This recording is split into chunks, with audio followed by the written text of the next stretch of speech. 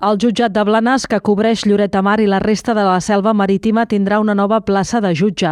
La finalitat és agilitzar el volum de feina i evitar l'accés de casos de multireincidència. El compromís s'ha fet públic aquest dimecres en una visita a Lloret del conseller de Justícia.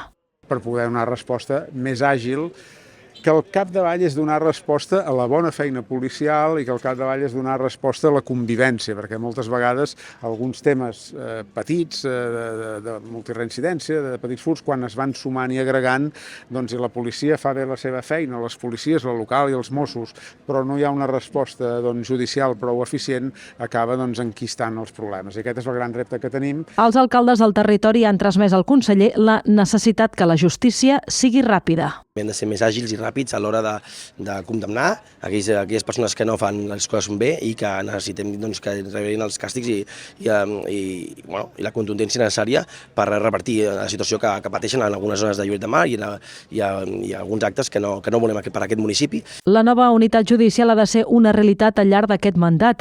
El conseller Espadaler ha signat el llibre d'honor a l'Ajuntament lloretenc.